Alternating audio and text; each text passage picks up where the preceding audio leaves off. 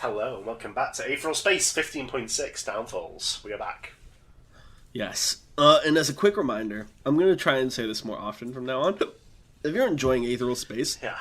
and you haven't already done it, please don't forget to leave a review on Spotify or on Royal Road. It means a super lot to us and helps get the series out there. It's a great way to show your support. It's the only thing that brings joy to my life. Well, that's not true. He also really enjoys anime and Severance.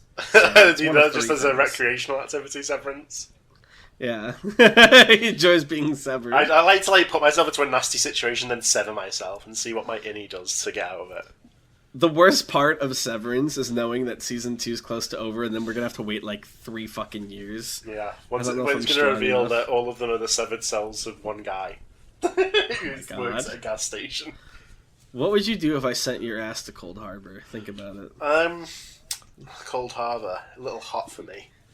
Could you adapt to Allentown? Yeah. All right. Without further ado, the plan had been simple. First, the heavy hitters would fence the weapon in an immobilizer. Then Morgan would bring Anatrice out from underground, and she would use their fry shoots on the trapped enemy. Finally, if the weapon somehow managed to survive that, their melee fighters would jump out of their hiding spots to finish it off. That plan had been cut short with a single bang. The sound of the gunshot crawled through the tunnels. Alcera Nox and Serena Del Ced heard it from their separate positions at the same time, but only one of them was familiar with this place. So, while Alcera hesitated for a moment, not knowing which direction to head in, Serena rushed ahead, a blade of stone in her hand.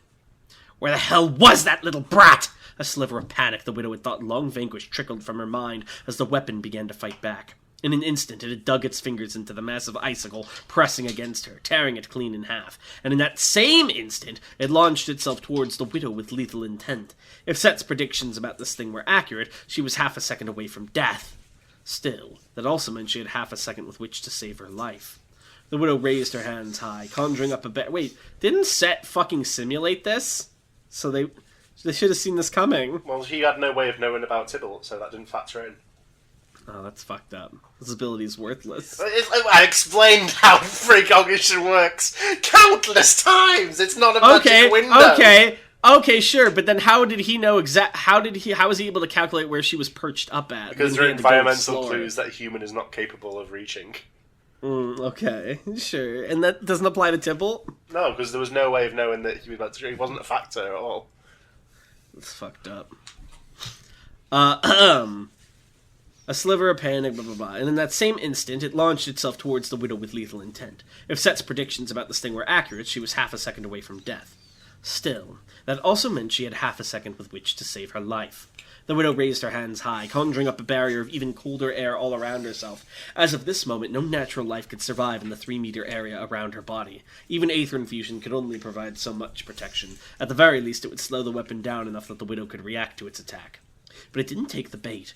The bright light of movement stopped right before the widow's protective field, and the weapon shot itself up into the air, leaving a straight line of sparks in its wake. Coming to a halt high above, the weapon pulled its arm back, and a lightning bolt exploded into life in its hand, ready to be thrown like something out of myth. It never got the chance. Wolfram, suddenly the size of a skyscraper, seized the weapon between his hands and squeezed with all his strength, white aether flicking between his intertwining fingers. It was obvious from the first moment that he wouldn't be able to crush it, though. Already the widow could see red-hot light bleeding out from between Wolfram's hands. With the amount of heat this thing was capable of producing, the widow had no doubt that the weapon would be able to burn an escape route right through Wolfram's hands in mere moments. Of course, Wolfram knew that too. Even as his face was contorted in agony, he lifted one leg as if he were about to pitch a farball and hurled the weapon straight through 3 buildings. The young man with the braids stepped forward, returning his pistol to its holster and plucking a thin dagger from his belt instead. He held it between 2 fingers, poking the hilt and the very tip of the blade in a delicate balancing act. The whole time, that cheerful smile didn't leave his face. "Who the hell," Morgan grunted, still clutching the wound, "are you?" "Oh my god!" the man gasped, aghast. "Did I not introduce myself? That's awful! I'm really sorry! I actually can't believe I did that! I mean, I wasn't myself at the time, but still..." "Answer the question!" Morgan growled.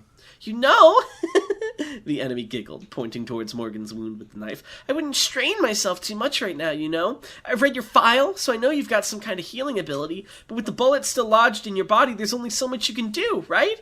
There's some cheeky poison on that too, by the way. That's not an Aether ability or anything, but it's still a bad time for you, you know?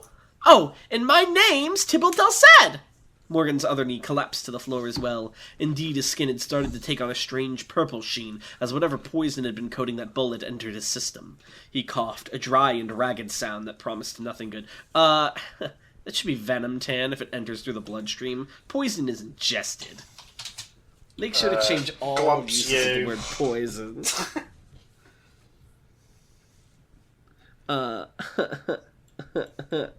Highlights. XD glomps you.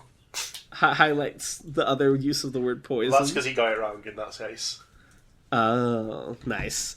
He coughed, a dry and ragged sound that promised nothing good. Tybalt's eyes flicked away from Morgan, back to his apparent quarry, back to Aetheral Space. The girl was standing in the middle of the cave, frozen, her eyes as wide as saucers, like a deer in the headlights. You're a quiet one, huh? Tybalt laughed, carefree. Or maybe you don't like knives? Or violence in general? I can't blame you for that, but you know, it's a violent world we live in. Your whole life is basically exposure therapy for violence when you think about it that way. Don't you think so? Anatri stammered. You, Morgan grumbled, falling to the ground entirely, face pressed against the stone. Something was wrong. Even with this injury, even with this pain, Morgan knew he should be fighting back. He'd pushed through pain before. He'd pushed through worse pain than this before. So why was he just lying here? Why was he... Oh, Tybalt said, eyebrows shooting up. 1 sec! Without hesitation, he whirled around and swung his dagger, parrying the sword of stone that had been aimed right for his neck.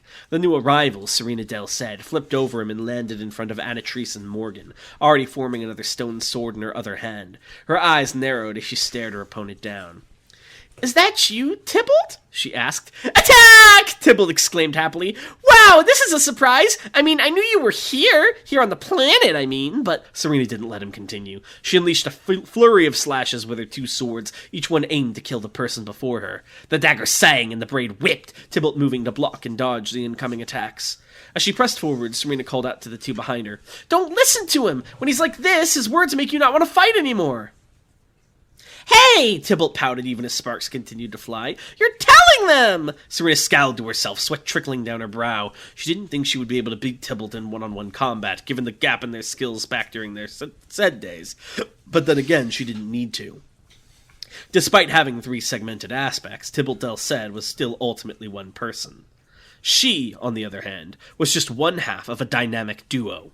Serena opened her hand and let one sword slip from her grip and clatter to the floor. That was fine. She needed the hand free to seize hold of an invisible barrier and form a blade that could cut right through Tybalt's defense. Bruno! She cried in the valley of their minds. Do it now! Nothing happened. Serena blinked. Serena gasped. He can't hear me. Tybalt blinked. Tybalt grinned.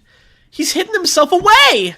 Oh, he's thinking about the black blur. No, Bruno, stop jobbing! He doesn't even know about that yet. It's just being back here. Serena had intended to take advantage of Tybalt's opening, and instead she'd created one she simply couldn't afford. Tybalt didn't miss it. As soon as he realized what had happened, the jester poured out of Tybalt's body, and the beast leapt in to take its place. The id had come to play. Tybalt's braid exploded out, becoming a wild mop of hair that covered the top of his face, leaving only a wild grin visible. I like the little hair gag you're doing. It's very Ghibli for the different modes. The dagger slipped from his grasp and fell to the floor, but Tybalt didn't so much as glance down at it. A weapon required far too much planning for him to indulge now.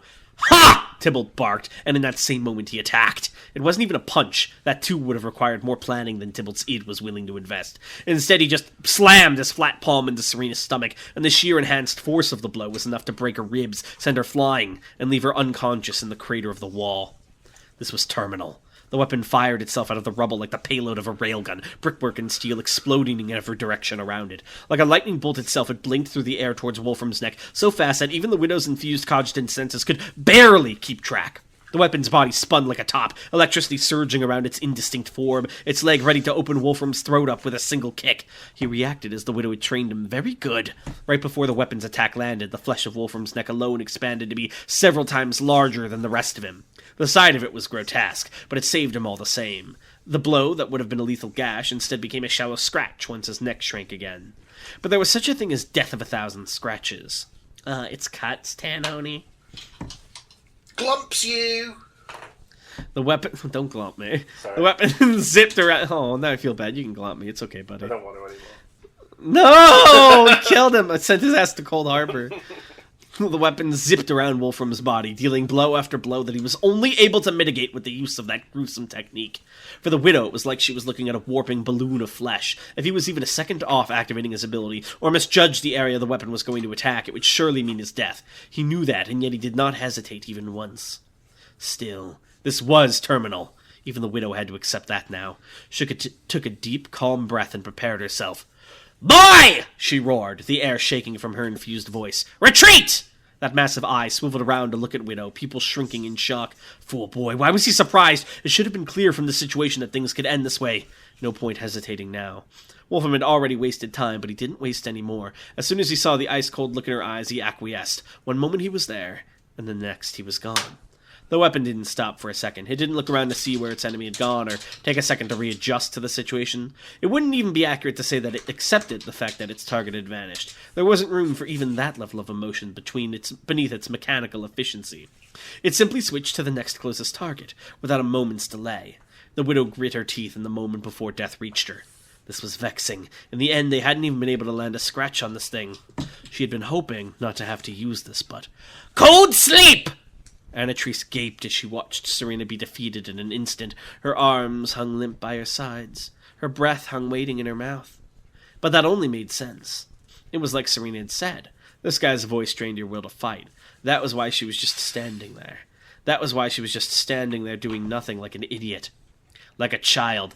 Ha! Tybalt barked again, hunched over animalistically as he looked over his work. Ha ha ha ha! What the hell? I thought you'd be better than that. You were supposed to have gotten so strong, Attack. Look at you lying there all lugubriously. Ha ha ha ha ha! You goddamn idiot! Anatrice took a step back, the back of her foot hitting a rock, and Tybalt's head snapped to face her direction. I almost forgot about you! Ha ha ha! He laughed. You've got a real prosaic face, you know that? Come here, though. Come here. Erica wants to meet you. He took a step forward, grinning from ear to ear. Ain't you lucky? Ha ha ha ha ha! Run! Morgan breathed, eyes sinking into unconsciousness. No. Anatrice steeled herself with courage that perhaps did not exist. It was true. All Anatrice could do was run. But Anatrice was nothing but a doorway. Why this guy? That you have better ones? He's like Grimbo. Ego emulation. Samael Ambrosio Zakos. Ah, what bliss it was to exist! Aether, the color of molten gold, coursed around Samael's form, and his mouth spread into a grin to match that of the hideous rapscallion across from him. Wasting no time, Samael thrust his hand forward, aiming for the heavy rocks resting behind this Tybalt's ignoble position. Behold! He cried with heroic fervor. My nameless coup de grace!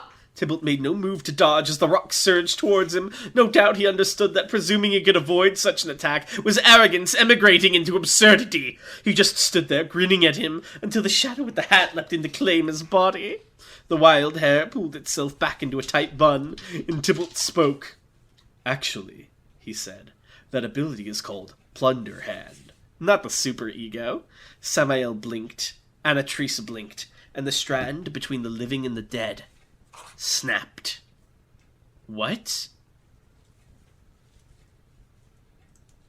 Oh! Because she didn't know the name of the ability and he made her realize she doesn't know him? Yeah. Oh, no!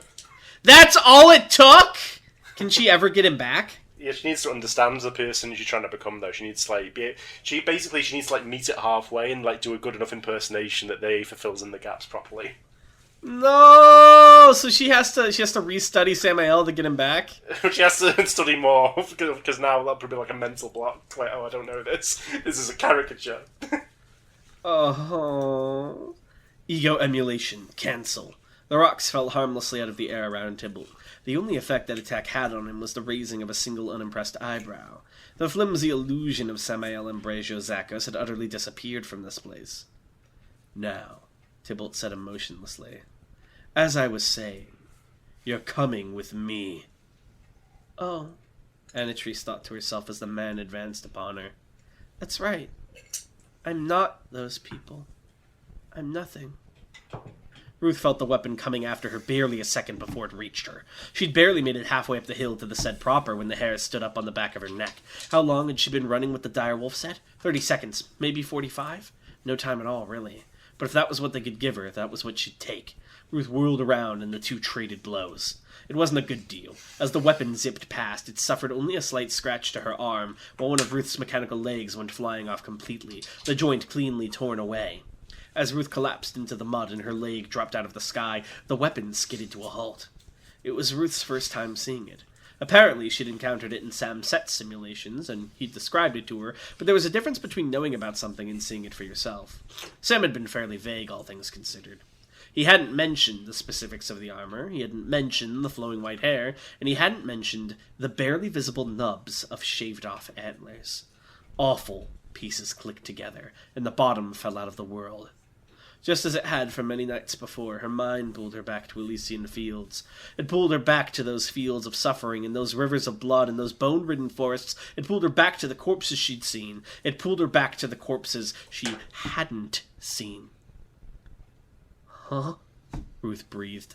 The weapon didn't even stop to look at the wound she'd been dealt, even if it was minor. She just turned on the spot and walked towards Ruth as calm as could be. It started to rain, a downpour, each drop causing a flash of electricity to illuminate the surrounding area. Those antlers, that stride, that way of fighting. Ruth's face was lit up by sparks, and Ruth's mind kept pulling her.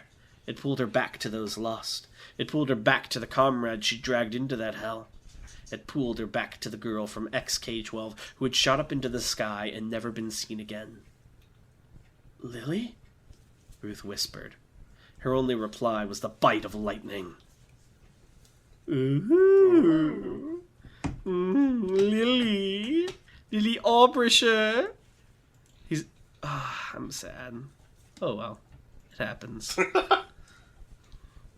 You can't expect much from Aether.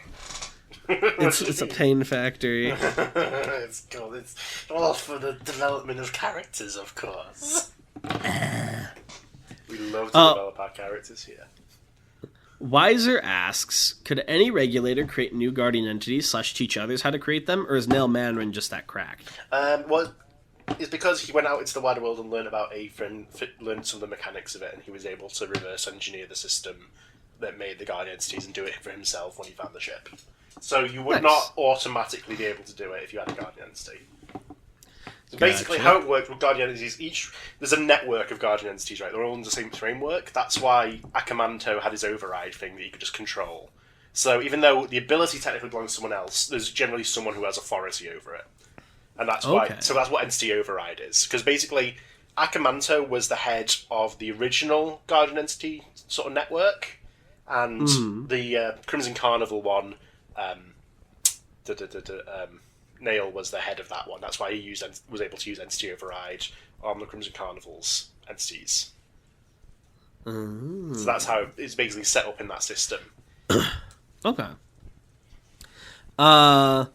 Lan asks, if might makes right, how does ranking in the Supremacy military work? Isn't it allowed to just kill your superior officer and take their place? No. Because just for sort of practical reasons, they do have some measure of like actual structure, like an actual military discipline and whatnot. That's why when the special officers came along, that was like, that's a little too much freedom. And they were like, maybe not. Musashi, when he lops off a planetary governor's head, he was dishonorable. A military guy would be like, yeah, but where are we going to get a new guy? Rurum asks, and this is our final question, we'll be caught up for the first time in a very long time. Rurum asks, is the prince leaving someone's body something the program itself can do forcefully, or must the current host give it up / take effort to do so? It requires consent on the person giving it up. Interesting. Okay. Alright, and with that, we're officially all caught up on Aether questions. Wow! Thank you guys for listening, and we'll see you next time. Bye! Bye!